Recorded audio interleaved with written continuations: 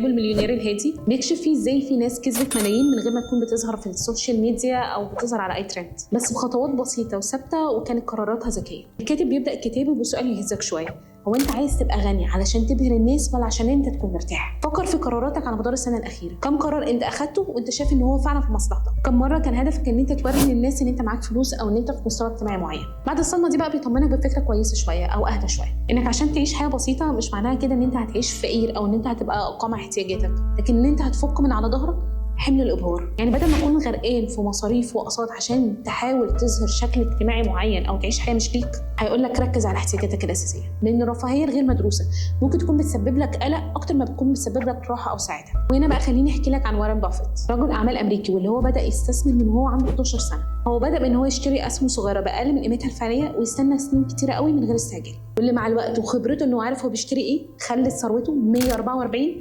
مليار دولار، لدرجه ان هو اصلا اتبرع ب 99% من ثروته للاعمال الخيريه. كمان كان بلغه الكاتب عنده ثبات عاطفي، مش ماشي مع كل الناس لما يحصل انهيار مالي يتوتر فيروح يبيع الاسهم بتاعته بشكل انفعالي كده من غير ما يكون بيدرس الوضع كويس، او ان هو يستثمر في اي حاجه لمجرد ان هو ترند ويتبعت له الفكره بشكل كويس. هو ماشي على خطته اللي هو عارفها من غير ما عينه تزوغ. بعد كده الكاتب بيرجع يلفت نظرك لحاجه مهمه قوي مش بنعتبرها ضمن الفلوس، وهي الوقت. بيقول لك ببساطه كده لو دخلك ابتدى يزيد ما تصرفوش كله على انك تبدا تشتري ممتلكات، لكن ابتدي اشتري لنفسك انت وقت. ممكن تبتدي تعين سكرتير، حد يساعدك في البيت، حد يعمل لك شغل انت بتضيع فيه وقت كبير. كل الناس دي هتساعدك في النهايه ان يكون عندك وقت اكتر لنفسك. طب تمام، انا هقوم بقى الم كل الفلوس اللي معايا دلوقتي واروح احطها مقدم في شقه في العاصمه وبدفع الاقساط من مرتبي. طبعا لو عملت كده احب ابشرك انك مش هتبقى مليونير هادي ولا حاجه، انت هتلبس في الحيط وبوشك. وده خطر شائع جدا محذرنا منه الكاتب، انك قبل ما تبدا تستثمر تكون محقق استقرار مالي بشكل مبدئي، عندك بيتك وعربيتك وشويه فلوس خفاف كده لو احتجتهم في الطوارئ، كانك المدير المالي لحياتك. انت بتقسم الفلوس بتاعتك على 4 صناديق: الاحتياجات بتاعتك، الطوارئ لو حصلت،